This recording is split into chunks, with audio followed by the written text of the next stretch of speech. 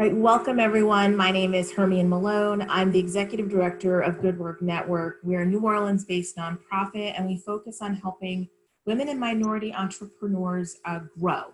Our sweet spot are existing businesses in the $150K to $1 million annual revenue point.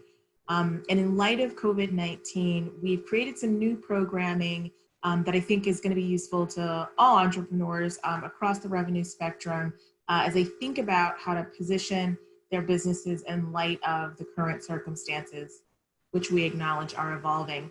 So we've done a lot of work at Good Work, putting together resources to help people immediately respond. So all of the questions, all of the resources related to funding have been our primary focus for a couple of weeks now. In fact, we just did a webinar yesterday with our friends at True Fund Financial, walking folks through the PPP program in depth. But today we want you to think a little beyond the immediate response to this economic disaster that's sweeping the country, to think about your business and how you position yourself in the market at this time. There has been a lot of news about people making drastic pivots, companies that have ceased their production of one product to make hand sanitizer or masks, etc. And before you make too wild of a pivot, we wanted to take this moment to invite you to pause. And helping us to lead this conversation is Jackie Jones, who is the CEO of 1 Degree Marketing based in Birmingham, Alabama. I'm going to read a little bit about her so you know just the type of expertise that we're bringing to you today. And I'm going to hand it over to Jackie and we're going to get going. So 1 Degree Marketing is a boutique style marketing firm that focuses on developing strategy for small businesses, brands, and organizations, as well as providing implementation services in social media management, website design and development, email marketing, and brand management. She is an amazing talent. She's well-versed. She spends a lot of her time working very specifically with small businesses, and she's a lot of fun. So I know that you're going to enjoy her presentation. And with that, I will turn it over to Jackie. Hello. I did not pay her to say that I was a lot of fun. And if she would like me to cash app her later, she should just email me. Thank you, Hermione. I really appreciate it. And I know that though I cannot see all of your wonderful, beautiful, and amazing faces, I know you all are well. I know you're all fully dressed for this occasion, like head to toe, you have on socks and shoes, you know, in your quarantine life. At least I do. I don't know about you. I got dressed for this.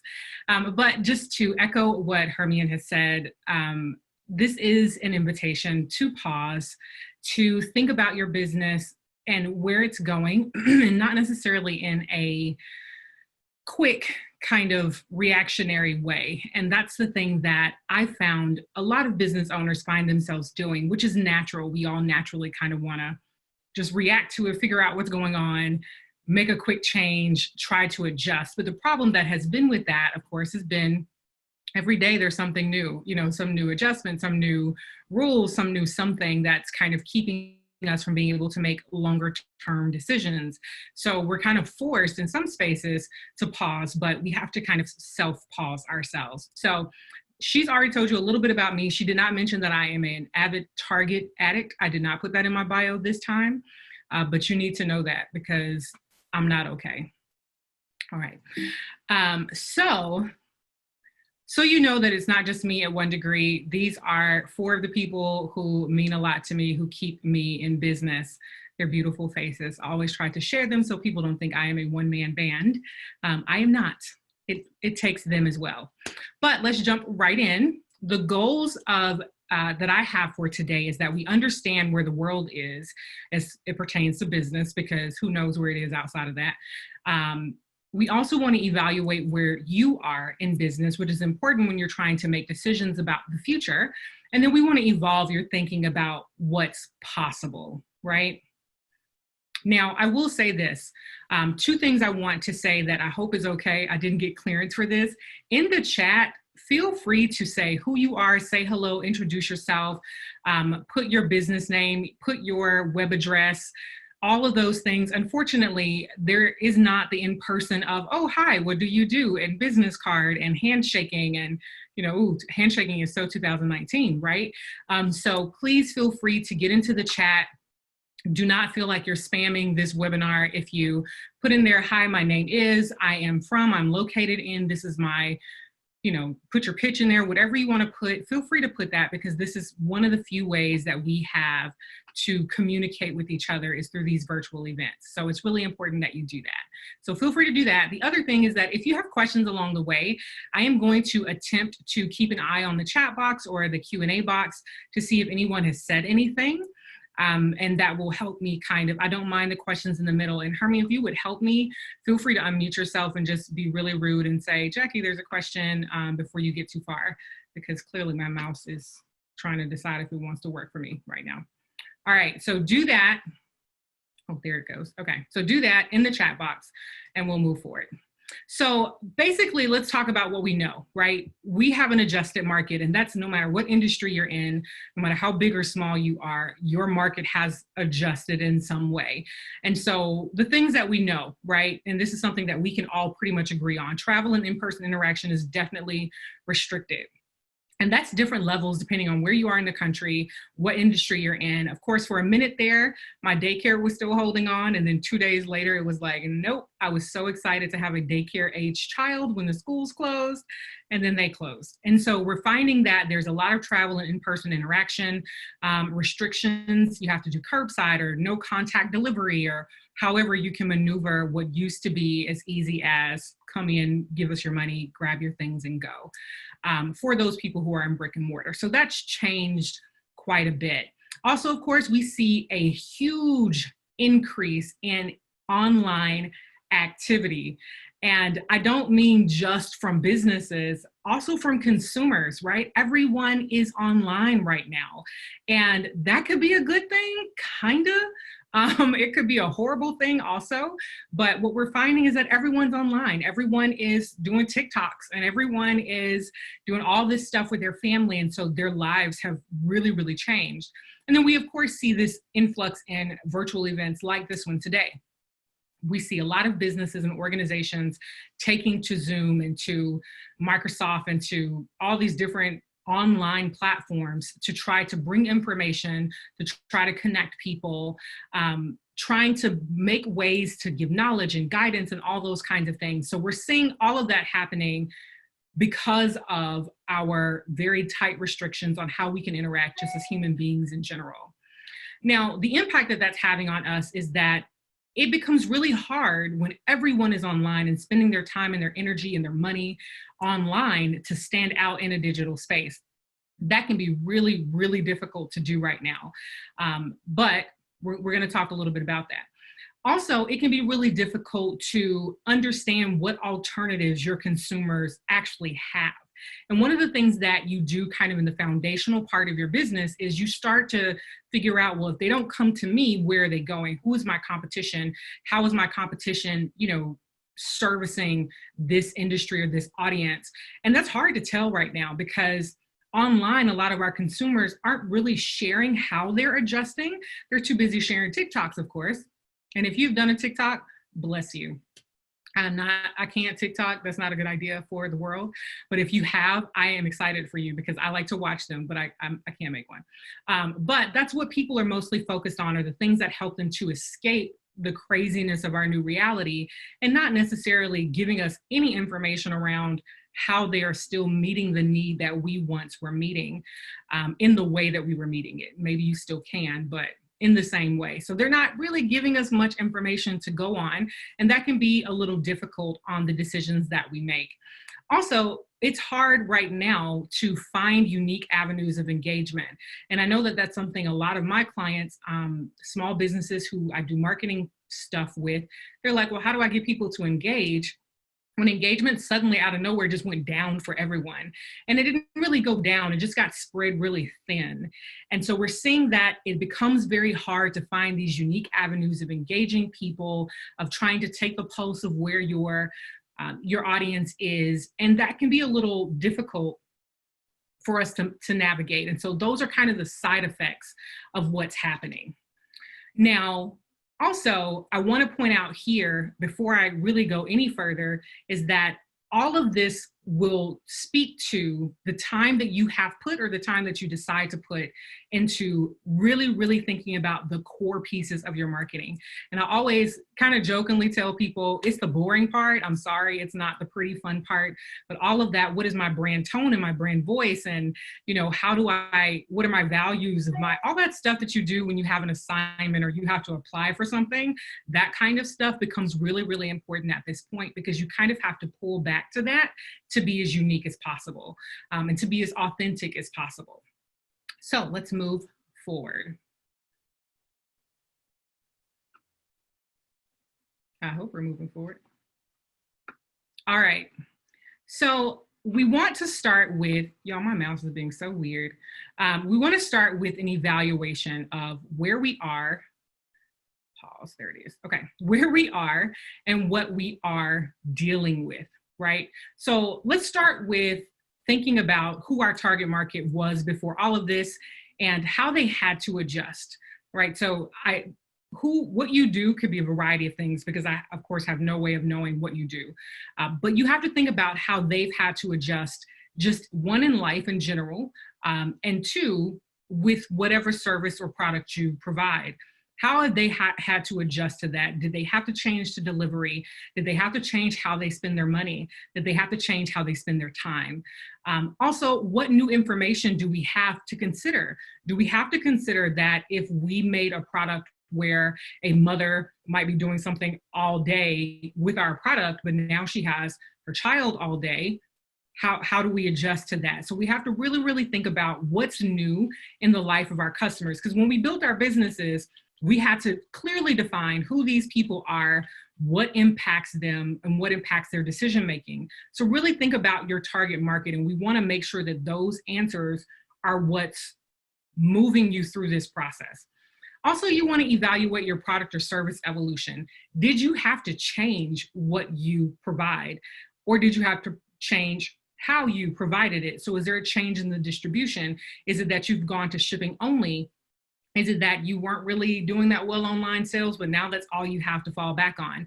So let's really think about what had to change. Was it a product change? Was it a service change? Was it how they get it? Was it how I provide it? What's changed there? And this is really just an evaluation. There's no right or wrong answer. It's just for a basis of knowledge to get started.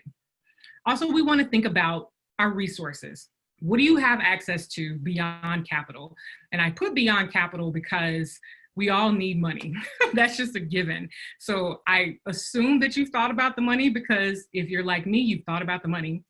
If you're like every business owner in the world, you've thought about the money. But we have to think about what we have access to beyond capital. Who do we know? What do we have in our hands that we can pull on? What do we have on our shelves that we can pull on?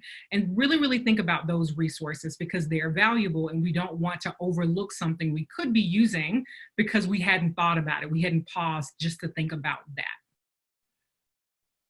Also, you want to think about what marketing channels you have. And we're going to talk more about this later, but just it's like taking inventory of your business marketing. Do you have a website? Do you have social media outlets? Do you have email marketing? Do you have any type of customer relationship tool? Do you have any type of public relations in place? What do you actually have to work with? And again, this is not the time necessarily to say, and this is how I'll use it. We'll get to that. But you really just want to think about, what do I have and what maybe don't I have, right? Every time I try to find a chat box, my mouse acts ridiculous. All right, that's just people introducing themselves. Please continue to do that. That is important. We want to know who you are. All right. Now, the next thing I want to point out is perspective. It is extremely important to keep perspective while you're thinking about what your next move is. So let's just think about, even as a consumer, when you're scrolling your social media, or as you go through your emails or whatever, you kind of have two aspects here that you're looking at. You have major corporations, people who have tons of money to delve into making changes and put out. I saw commercials the day after, major cities had shut down. I'm like, how did they get that commercial out that quickly? There's people in that commercial. Did they risk being closer than 6 feet? No, they have the money to use maybe old footage or all of these things that they can do really, really quickly that a lot of us just cannot do. So major corporations, often they have the money for that. And so you have to remember that you can't necessarily give away everything free because you need your money, right? And so they have the money for that. They also have the manpower for a lot of the things that we desire to do, but maybe we don't have the manpower for that. Even if right now you opened up your online store and all of the orders flooded in, do you have the manpower and the processes in place to even handle that level of an ask? So when you're looking at what other people are doing in major spaces, remember you are not necessarily in the place where they are, and put a realistic perspective on that. Also, they have the media outlets. They already have the commercial space. They already have the media partners to put things in these kind of high visibility places to affect how people see, when they see, how often they see, whatever they're offering or however they've changed it. Just their COVID message alone of this is how we're responding can be everywhere if they have the money and the manpower and the media connections to do that. However, I do not want to say that in saying, oh, they can do it and you can't. There's some things that we as small businesses can do that they cannot. As a small business, and I've said this a couple times to different groups of people, we have a kind of special power in that we are very fluid. We can pivot a lot easier than a Coca-Cola can, right? They may have the money for that, but if they had to change their product all of a sudden, that's not as realistic for them as it is for us. So we kind of have this superpower in being smaller where we can pivot, we can be a little more personal with our audience. We can ask people to do something completely different if we have to. And that's really an important power to keep your mind wrapped around. Also, we 100% have our communities and our audience. They don't mind our transparency. A lot of our communities and audience possibly started with people we know. They will share the things for us. They will be personal with us. They'll buy from us even if they don't need it right now because they know small businesses really need the help. And so that's something major corporations may not get. No one's going, you know what, who really needs help and support is Target. Nobody is out here saying that in these streets. And if you think they are, please point me to them because likely that's not necessarily the case. But we have our audiences who love us, who are invested in us, at least emotionally, to be able to say, yes, I'll support you because I know it's hard right now. Also, we have their hearts, right? And we can be transparent and we can tell them what's going on. And if we need $500 by Friday, we can say, hey, look, guys, if we don't make these $500, if you don't buy $500 worth of things, we have to close the doors. We can say that. Other large companies, they're not in a position to do that. So I really point this out to say, keep what you're thinking about in a very, very realistic perspective. No, you're not, maybe you are huge where you have all of this money and access to all of these things, but there is a power in what you do have, even if that's a little, how small you are, how quickly you can change, and how effective you can be in that process. So the real question is, do I pivot or don't I pivot? And I know that that's seemingly an easy question for some people because they're like, you know what? I know exactly what I'm going to do. I'll just deliver to the curbside and I'll be fine because I already have a big audience. I already have all of these people who love me, who follow me, my every move on Instagram. So all I have to do is say, hey, you got to pick it up outside and not come in and I'll be fine. That's not everyone's testimony. So we have to really think about first, and I have encouraged people to do what I'm calling a crisis SWOT analysis. And if you've ever had to think about your business for longer than, a week in any type of business development, anything, you've probably come across a SWOT analysis. And similar to what I've already been pointing out, but a little bit more pointed, the question that you want to ask is, what is working in your favor?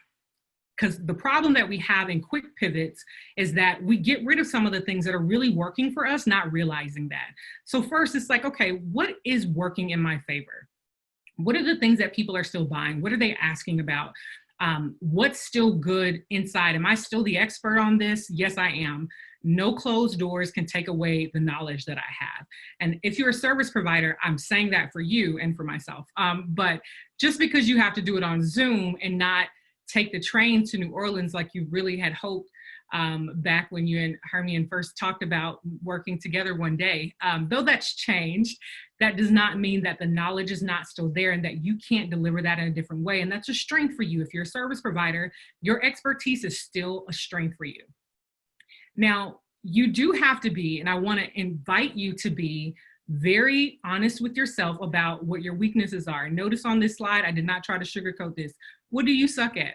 You know, you sucked at it before the pandemic, you probably really suck at it now. Be honest with yourself about where the weaknesses are. Now, these strengths and weaknesses, if you need a reminder when you're thinking about a SWOT analysis, they're internal. These are things that are yours. You can control within your company, within your space. What you suck at something. I hate to be the one to break it to you in this, crazy time of life, but you likely suck at something. I suck at a lot of things. There's a list. I won't go through it. But I do want you to think about, what are you great at? What are those strengths? What are those things that COVID couldn't take away from you? And what are the things that were not so great and now they're really not that great? And again, you don't have to do anything with this information just yet, but you do need to be honest about, here are some weaknesses, right? Now, the opportunities and threats, again, if you need a reminder, are the things that are external to your business. What's out there that's new? So, as Hermia had mentioned in her introduction, some people have changed their manufacturing to other things. So are there new products that you could make or offer? Are there new services that you can offer? And using myself as an example, yes, I do consultations all the time, but I've never just, thought to offer someone a pivot consultation. It's like, it's the same service, but there is a different spin on what the conversation's about because no one was thinking about pivoting heavily before now. Some people were, but not a lot of people. So what is it that is an opportunity for you? Are there different methods? Of course, like I have an online course system. I'm thinking of turning that into a subscription service. There are different methods that I can think about. If you weren't using shipping to people, are there different methods? What are the opportunities, things that you see where there's kind of a lane opening for you? But then also we have to consider the threats. What can stop you, right? And this could be as simple as rules. If I decided to use there's a company here in Birmingham that stopped making beer and started making hand sanitizer. I personally don't know the connection to those things, but they've done it and they've been very successful in it. But a threat to that might have been that there are rules around what you can put in a bottle and call it hand sanitizer. Those types of things, those type of regulations could be threats to you. Not only could it be that the market is flooded with that, but also there could be things that you don't know in research, laws in place, things of that nature that could be a threat to you going forward with that. So make sure when you're thinking about new opportunities or just what you're already doing, you consider what are the external things that are going to impact me making this decision. Now, the next thing I want you to do is prioritize what your possibilities are. So when you think about those strengths and opportunities, right? So we're going to focus on all the positive things because we don't necessarily want to go in the negative. And I'm going to talk about that at the end of this slide, but we're going to start with what's possible. But I want you to think about what's possible in kind of groups, right? You have long-term possibilities, right? If you're seeing there's a new product or a new service or a new way that you can offer this, and it is going to, at its core, evolve the way you do business. And maybe you're even excited about that because it was not an opportunity before. And that can continue on past all of this that's going on. That's a long-term possibility. And that's something really to be excited about. It gives you a new way to go. And that's wonderful. That's one place of priority. Then you have the temporary possibilities, things that you don't see becoming life for your business, but they are definitely viable options for the right now. Now, these could be something like curbside delivery. I don't know that you want to continue that because once people are back in their cars or back walking down sidewalks, it may be really difficult to have a line of people. We call it a drive-through. You know what I'm saying? Like it has to be temporary. It's not something that can just continue on in that way. And so you really want to decide as a business owner, What is it that's long-term? What is it that's temporary? And this is important because you want to know before you start putting money, energy, resources, connections into building out this pivot possibility, how far is it really going to go? Is there a stopping point? And that's important as you take in the money, as you get these PPP loans or any grants or anything that you're receiving in resources. Not only do you have to consider what helps you just function and just stay in business, but also are the pivot possibilities that you're considering or that you're starting to do, are they for the long term, or are they just going to stop, you know, hopefully by midsummer because I really, really want to leave my home. So just depending on when that is, whenever that is, what does that look like, and how much resources do I have to put into that? How many of the things that I have, I don't want to waste dollars if I'm like, nope, this is a 6-week thing. It's not going to go forever. There's a different way you want to approach that. Now, in some situations, it could be both. This could be something that is temporary to an extent, but a part of it may be something that's worth keeping for a while. Maybe, you know, for myself, again, something as simple as pivot consultations, I didn't know that was a thing. But if I'm honest with myself, yes, it's temporarily something that's really, really important to people, but also I don't know why I don't offer this anyway. Why don't I tell people, hey, yeah, let's talk about whether something is a good idea or to change it, how you market that. I just had never thought about it. So some things, depending on where your mind is laying with, yes, this is how much money it takes or the resources that it takes, I could potentially make this happen. It could be both, but I want you to prioritize what's long-term, what's temporary, and what has the potential to be both things. It would be wonderful if you could find something that is long-term to transition to, or that is kind of both, something that has maybe an extreme for the temporary, but at its core, it's going to stay for a while. Now, I mentioned earlier that I was going to talk about the negative part of this. If you find, and I want to look dead at the camera and say this because I'm looking at you, whoever you are. If you find that in this crisis SWOT analysis, that what you're seeing is that it's really hard to offer my service or product in this particular place, that's a good time to really start thinking about my long-term possibilities may be that, right, you know, maybe it's closing. I don't want to be the person to make that decision for you, but it is something that you have to consider. Maybe it's, you know what, no, we're going to temporarily close with the plans behind the scenes working to open when everything clears up. You've got to decide that for yourself. If you have a unique product or service that you're just like, it does not work right now. It doesn't, all of my weaknesses and my threats are way too large for me to try to even throw money at this. I would just be throwing it at a brick wall. You have to make that decision for yourself. And with the guidance of people at organizations like Good Work Network, like your financial advisor, those are people that you need to take those thoughts to and just have them validate them or see if they see other possibilities. But if you see that happening, the sooner you can be realistic about it, the better life will be. Now, again, that's not me saying quit life, don't quit life. But you do need to think about both the good and the bad. So now what, right? So we've thought about these things. We kind of have a handle on who we are, where we are, what's going on with our audience. We've thought about that at some point, and this is me assuming you've done this in an extended period of time. So you've thought about this for a while. You're like, okay, this is how my audience has adjusted. This is kind of how we can adjust in method or delivery. This is what's strong for us. These are the opportunities we have. These are the threats. These are the weaknesses. But we feel like we have something to go forward with, right? Whether this be a big pivot or a small pivot, the next maybe 2 slides are going to apply. So the first thing that we have to do is we have to build a process. And I am going to stand on a soapbox. Well, maybe not because I don't have any shoes on. I just got dressed. I didn't put shoes on. So I will sit on my soapbox and say, you have got to build a process for everything you offer. And I know that that sounds really, really simple in life, but it does not happen. And I know that as a marketer, because when people say, can you put this on my social media? I go, great, what's the call to action? And they're like, what? Where do they click? Where do they go? How do they buy it?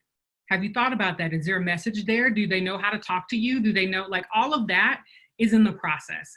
So when we're thinking about a new implementation, is there something that we need? So going through this particular slide, when we're building that process, is there something new to this?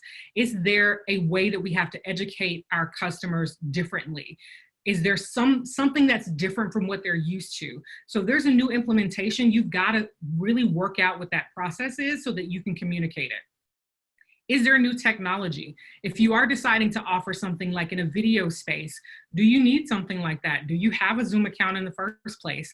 I use a platform called Go.Be for my courses. It's like, do you need something like that in place? So you've got to figure out what's the new technology that supports that. Also, you want to figure out, where do people know where to get their consultation and guidance, right? Build that process out. Is there something that you need? And also, is there something they need as they go through this? And then also, do you need help? If you need to consult with someone, a professional or marketer, someone who's used it before, I know that most people's customer service are working from their homes. Call them. They're still on the clock. They're still trying to be there for you. Figure out what it takes for your customer to go from new idea, new product, new service, all the way to giving you money, receiving product or service. Really build that process. Make that very clear. This is very important. I cannot say that enough. So once you've gotten that process down, then you can begin to think about the outside packaging of it, right? You can begin to build a branding. Do not think about what you're going to call it, what it's going to look like, until you know what it is, until you've built that process. I always tell people, they're always trying to gift wrap nothing. It's like, if I were to give you a gift on your birthday, beautifully wrapped, wonderfully wrapped. I even wore a t-shirt to match the wrapping, and it's perfect. And you open the box and it's like broken and falling apart. Please start with the process. Okay, I'm trying to move forward, but y'all just don't know how hard it is for me to get people to understand that. So build a branding, right? If this new pivoted opportunity is closely related to something you've done before, great. Or is it all new? So you have to think about that in trying to determine how much you have to educate your audience on the new thing, right? Also, you want to think about the graphic side of it. So if it is closely related, maybe the colors are all the same and all that kind of stuff, or do you need something that stands out to say, hey, this is different? Do you need a website for that? Is it something that you've created that needs its own space? Or do you need just a page to really educate people on what it is, how they get it in the process, why you've done it, all that kind of stuff.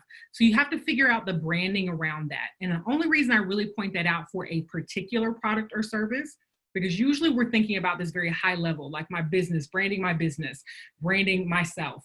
But because this is new, and because it's likely come as a result of what's happening right now, we want to be very intentional with how we approach it with our audiences. Which should lead me to the next thing, which is communicate. How we're going to communicate what we're offering now is extremely important.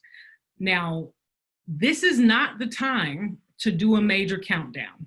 I know that deep down inside, we like to tease people about what we're doing next. It's kind of a human thing. You see it on Facebook all the time where people just say blatantly, oh, I'm about to do something. It's like, great, good for you, Y5. But it's important to know that this is not the time to try to tease people about what's coming next.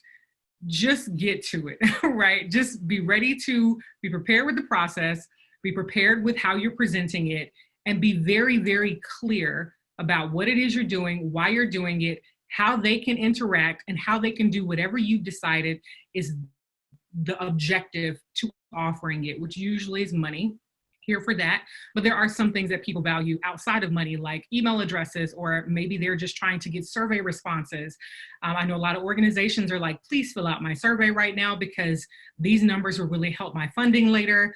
It's not always money is the point, but you have to be ready to communicate that clearly and as quickly as possible, but clearly. Now, the very, very big question that I keep getting from people is, how do I engage with people around my pivot or around these adjustments?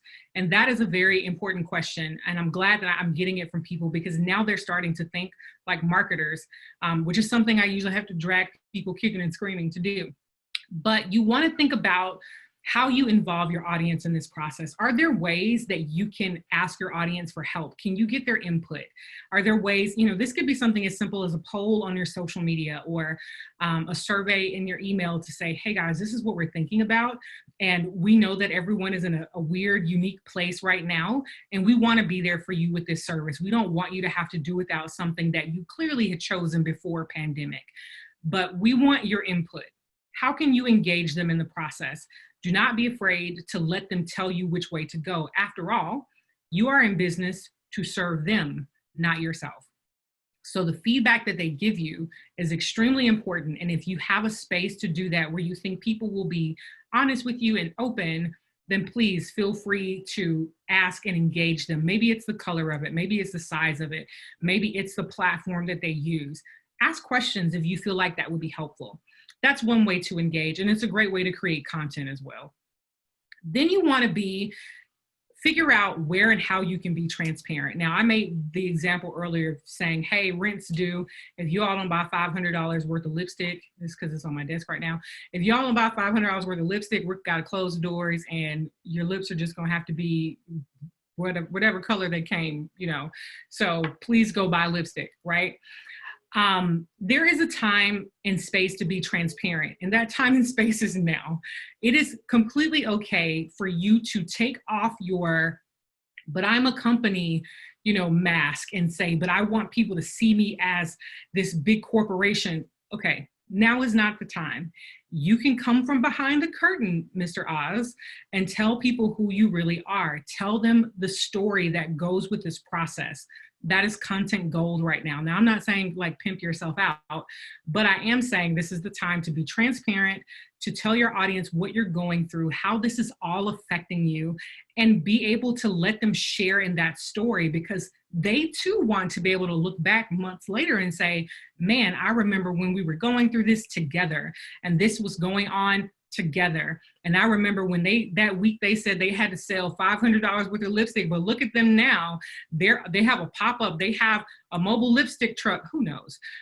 But this is a great time for you to share and be transparent, but you do want to think about how and where you do that. And if you have questions around that, I'll let you ask them during our Q&A time, but be thinking about that. Also, in engaging your audience, we want to think about ways to reward them for their loyalty. Now, this is something that does not mean give stuff away for free, okay? This is not the time for giving things away if you are already strapped for cash. So if you are trying to sell things, but you're out here trying to give them away too, some's not gonna, because you don't get money when you give stuff away. I don't know if I needed to say that for anybody here. But it's important for you to remember that there are ways to reward them. Maybe you decided to discount in the future.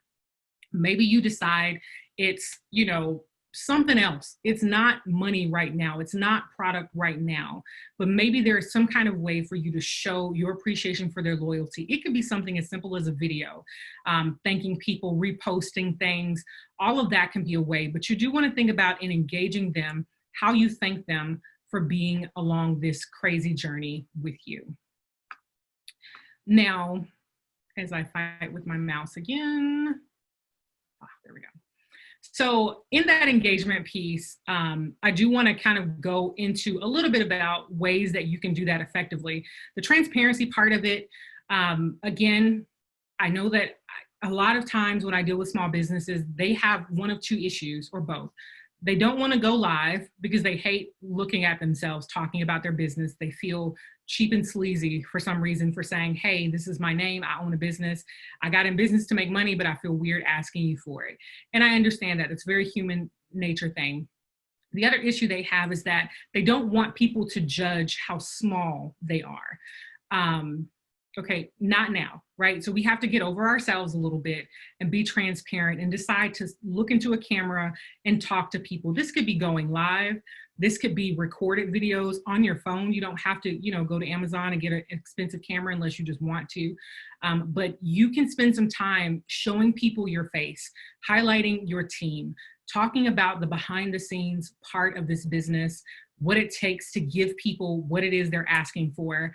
this is a great time to be transparent in those ways. So that could be pictures, that could be videos, that could be going live. Also, you want to be using some real-time engagement. And I always remind people that when you're putting things on your social media timelines, you don't get to decide when people see them. So if you're trying to be time sensitive, or if you are trying to do something in real time, posting it to your Instagram timeline or even your Facebook timeline does not ensure that people see it when you posted it. This is kind of the problem with the myth of, oh, you should post so many times a week or a day. It's like, yeah, but you don't get to decide when people see timeline activity. So real-time engagement is usually best done in stories. So this is a good time for you to put up a poll and get some answers from people. Or if you're making something, or if you are trying to think of something, or I actually took a picture before we got started of my laptop and how I have my cute little background that I hope you all are appreciating right now. And I'll post that to my Instagram story as a real-time way of engaging with my audience. Also, this is a good time for you to use user-generated content.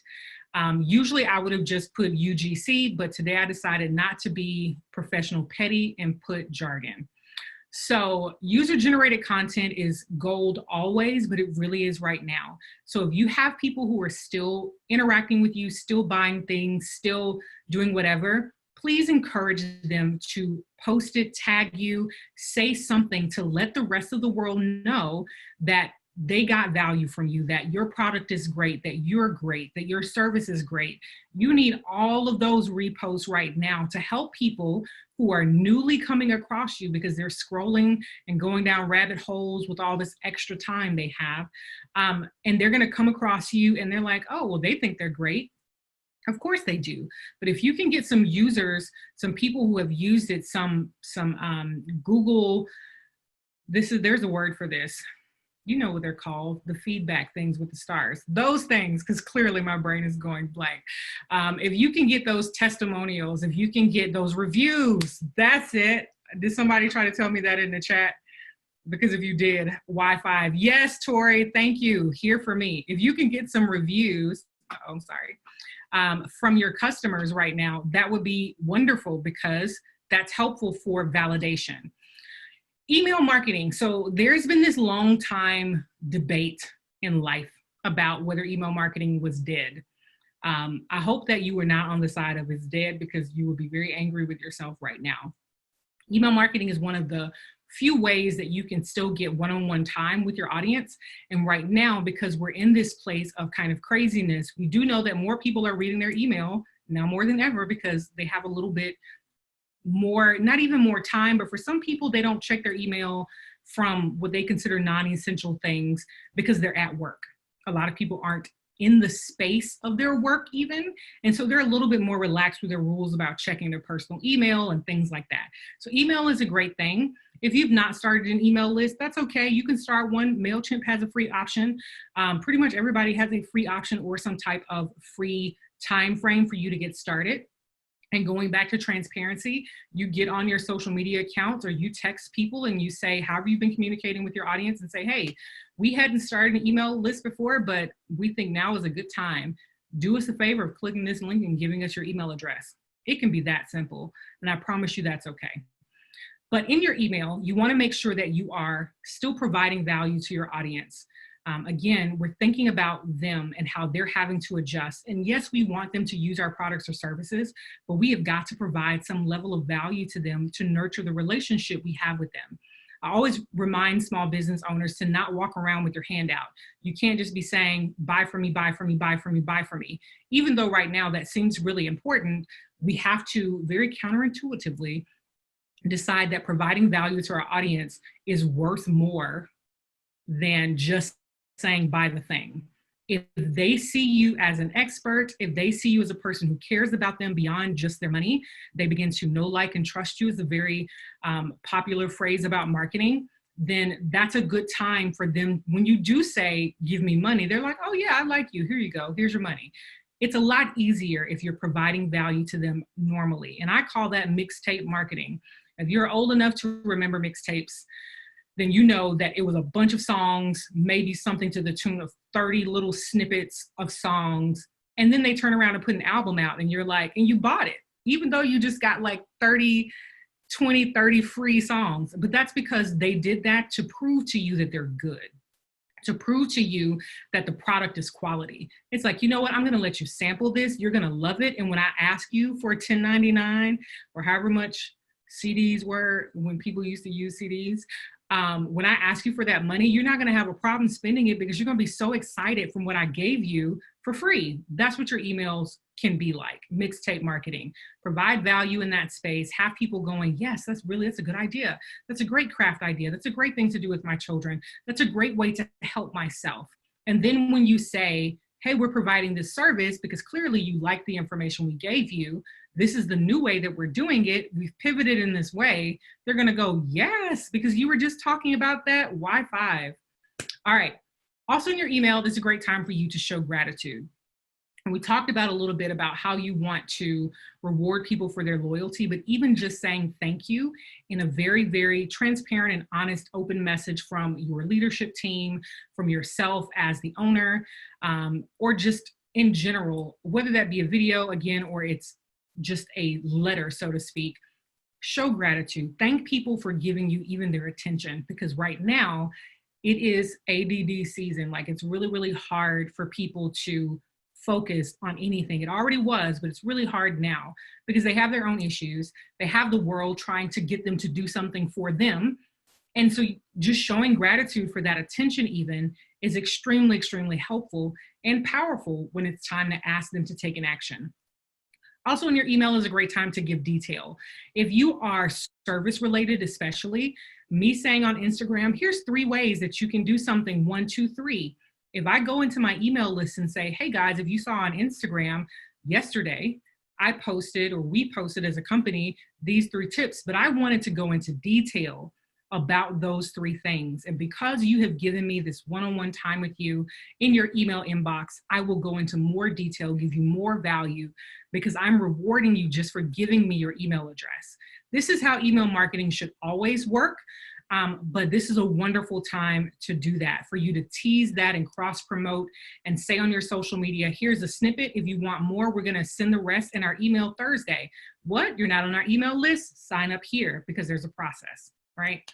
Then in our website, if you have a website, well, let me approach this the other way. If you do not have a website, I'm not saying shame on you, but shame on you.